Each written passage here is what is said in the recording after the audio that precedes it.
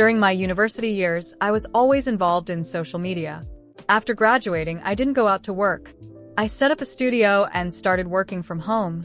But after staying home for 2 months, my brother's wife, Patricia, began making my life difficult.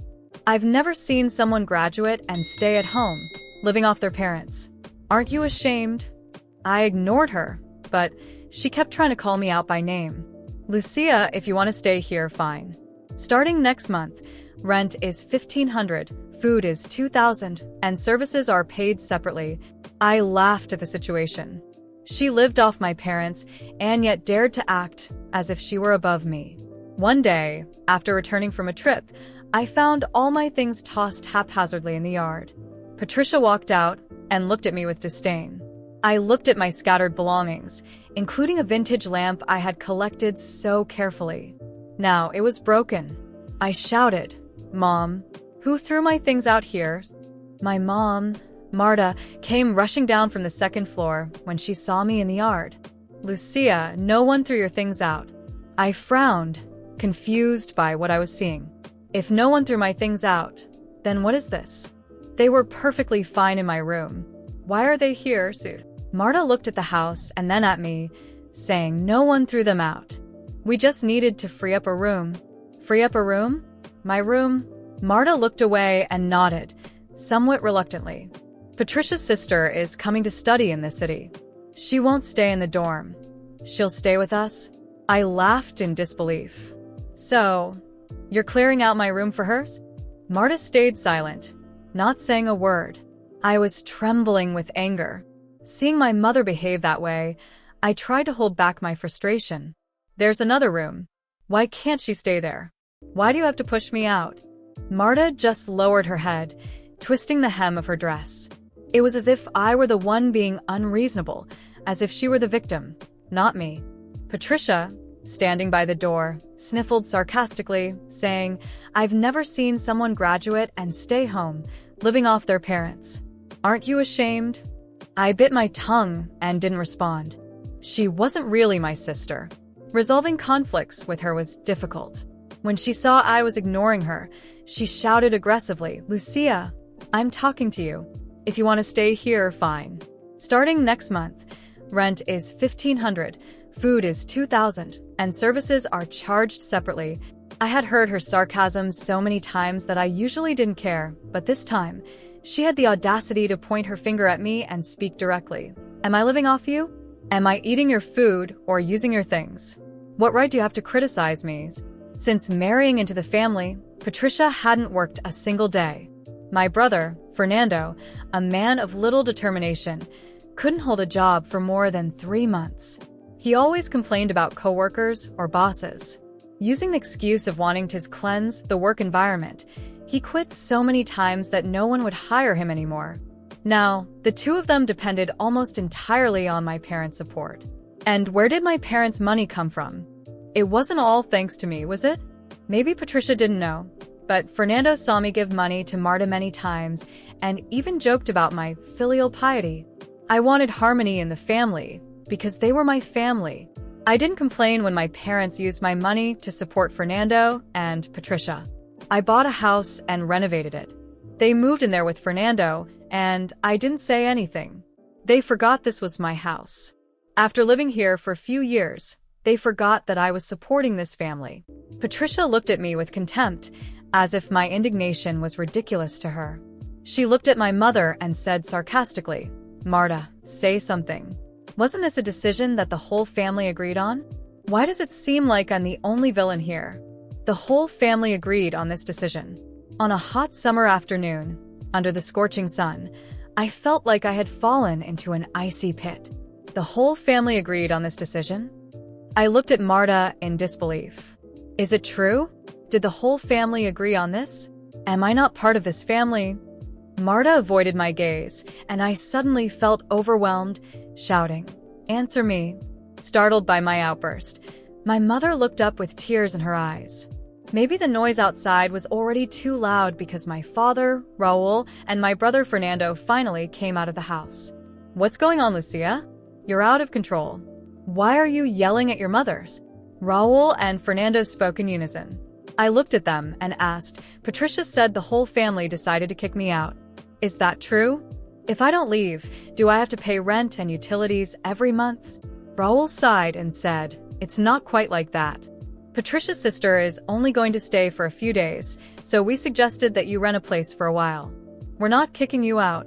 Why would I need to rent a place? Even if her sister wants to stay, there's another room. You could arrange something. It has to be my room, and everyone decided this together. Am I not part of this family? Today, I need a clear answer from you. Someone threw my things out. Who did that? Return everything immediately. The designer lamp that was broken cost $18,000. Whoever broke it should give me the money now. After I finished speaking, Patricia exploded at hearing my words. You always eat and drink for free and take our money to travel, but you spent $18,000 on a broken lamp. I looked at her and laughed softly. Eating and drinking for free, taking your money to travel. Your money? Patricia said, Raul and Marta's money is our money. Have you ever seen me ask them for money?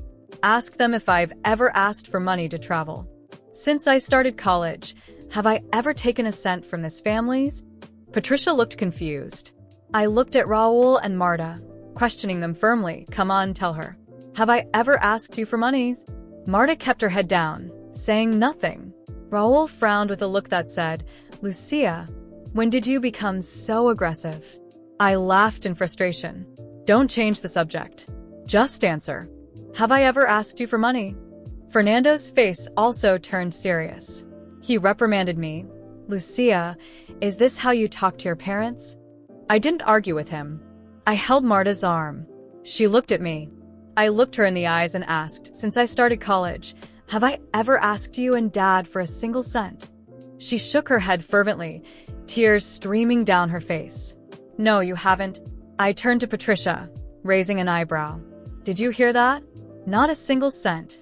Patricia looked stunned, perhaps because I sounded so confident, or perhaps because she heard Marta admit it. She still seemed reluctant to believe it and wanted to say something else, but Fernando interrupted her. Enough. He looked at her angrily, and she closed her mouth. At this point, I knew there was no point in continuing the argument. I was destined to leave this family, but this was my house. Why should I leave? Put my things back in my room and return everything to its original state. I'll pretend this never happened. Everyone lowered their heads, saying nothing. I sneered. My parents had always favored Fernando, always thinking of him first when it came to good food and fun things. When I was a child, being able to eat what he left behind was already a big privilege for me. Later, when I started earning money in college, they seemed to like me a little more. Marta became more affectionate, and Raul remembered what I liked to eat.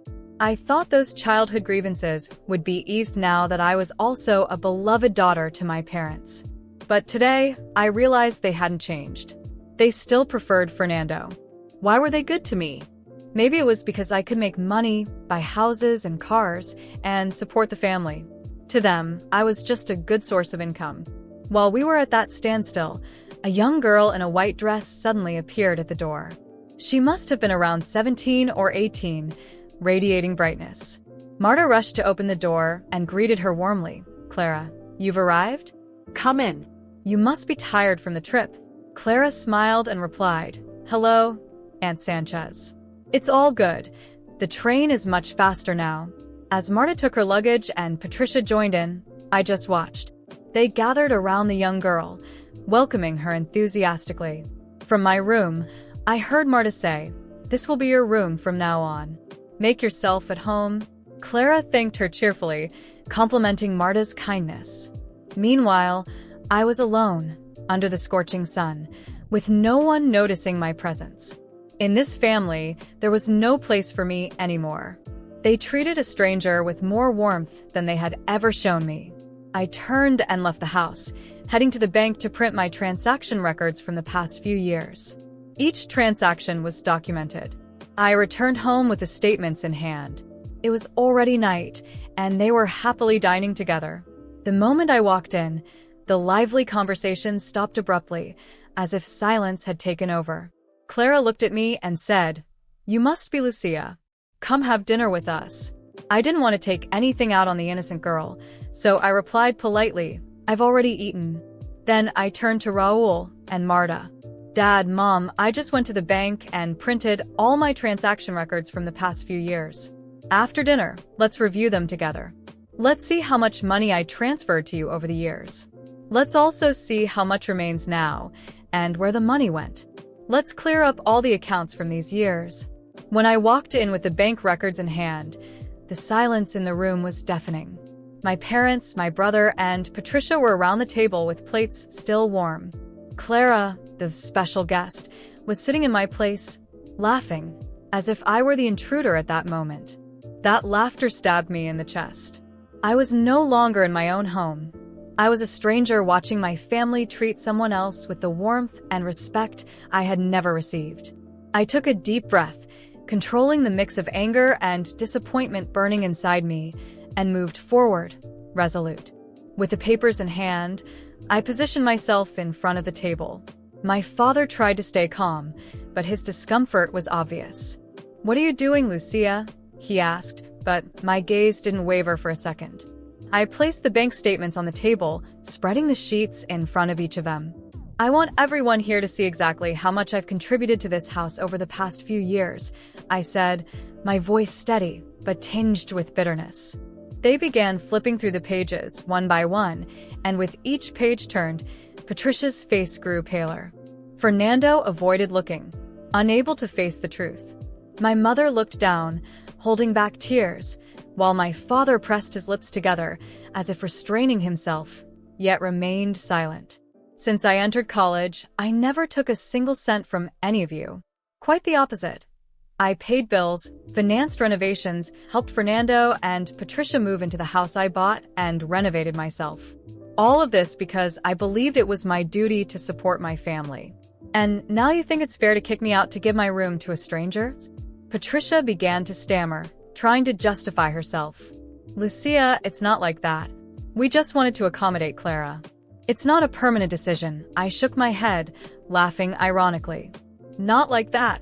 You threw my things in the yard as if they were trash. And now you want me to believe it's just temporary accommodation? You've already decided that I don't have a place here. And do you know what's most painful? This isn't the first time you've treated me like I'm disposable." My mother, with tears in her eyes, tried to reach for my hand. "Daughter, you're overreacting." I gently but firmly pushed her hand away, no longer willing to accept that false affection. "I'm not overreacting, Mom. Since I was little, everything I did was extra. I was never a priority. Fernando was always the center of everything. Special food, treats, attention. I only gained any kind of value to you when I started contributing financially. Until then, I was just an afterthought, something you tolerated because you had no other choice." Fernando finally lifted his head and, with a defensive tone, said, "You're making this into a big drama. We've always had a good relationship, Lucia. You chose to help. No one forced you." I shook my head, the anger simmering beneath the surface. "Oh, I chose? How convenient, isn't it? Because if I hadn't chosen to help, you'd surely be complaining about how ungrateful and selfish I was." "Fine, Fernando. Now I really am choosing. I'm choosing to stop supporting all of you." Shock crossed each of their faces, but I continued, unwavering. "You know that house you're living in? It's mine. From today on, I want you to vacate it. I'll rent it to someone who values what they have. As for all of you, you'll need to find a place on your own. I hope everyone here, including you, Dad and Mom, understands what it means to live without depending on anyone." Patricia let out a nervous laugh, as if she thought I was joking. "You can't do that, Lucia. That would be cruelty." I smiled coldly. "Cruelty? Cruelty is using my effort, my money, and then acting as if I'm an intruder in my own home. Cruelty is making me feel like a burden when, in reality, all of you have been living off me." And, turning to Clara, who was watching everything with wide eyes, I added, "I hope your stay is worth it. Because it cost more than just a room. It cost a family." Raul, my father, tried to stand and intervene, but I raised my hand to stop him. "I'm done, Dad. I'm done sacrificing myself for people who discard me as soon as something's better comes along. So, now it's your turn to make sacrifices. You all have a month to vacate the house." With each word, I felt the weight of years of hurt and resentment leaving me. I knew there was no going back, that this was a final decision. As I began to walk towards the door, my mother tried to call out to me in a pleading tone, "Lucia, please don't go. We can talk, resolve this another way." I stopped and looked at her for a moment. "You've already had every opportunity to resolve this in a fair way. I did everything I could to be a contributing daughter and sister, to take care of everyone. Now, I need to take care of myself." I left their house feeling a mix of sadness and freedom. I knew it wouldn't be easy to sever ties with people who, despite everything, were my family. But I also knew that, in the end, it was the best decision for me. As I left that house, I felt the weight of years of resentment slowly dissipating. I knew that confrontation wasn't the end. They would still fight back, accuse me, and try to manipulate the situation. But at that moment, as the cold night wind hit me, one thing was clear. For the first time, I was free from their expectations and dependence. In the days that followed, my decision to ask for the house back was met with a mix of indignation and desperation for my family. My phone didn't stop ringing, and each message from them was a blend of guilt-tripping and emotional blackmail, as if I were the villain for wanting what was mine. My mother, in particular, sent long, bitter texts saying I was tearing the family apart and that she'd never imagined my ambition would go this far. Ambition? It was surreal. They'd spent so many years living off my efforts, and now, when I decided to think about myself, I was labeled as selfish. I read their messages and just sighed because, as much as it hurt, my decision was made. My days of submission were over. To expedite the process, I sent a formal notice through a lawyer requesting that they vacate the property within 30 days. That document was the final blow. My father and brother appeared at my door, demanding to talk. When I saw them there, their expressions full of accusations, I invited them in, willing to hear what they had to say. As soon as they sat down, my father, without preamble, started calling me ungrateful, recalling every minor sacrifice they'd supposedly made for me as a child. "And now you want to throw us out of the house?" he asked, eyes blazing with anger and desperation.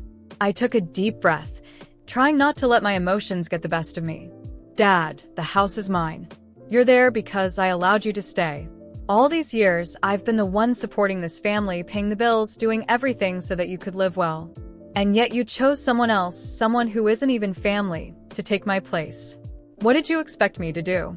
Bow my head again?" My brother intervened, his gaze cold and calculating, as if he were preparing a strategy to make me give in. "Don't you think you're overreacting, Lucia? After all, it's just a room. Why all the drama?" I laughed with disdain. "Just a room? If it were truly just a room, you would have given yours to Clara. But no. You chose to take mine, humiliate me, throw my things in the yard as if I were a stranger. It's not about the room. It's about the respect you've never given me."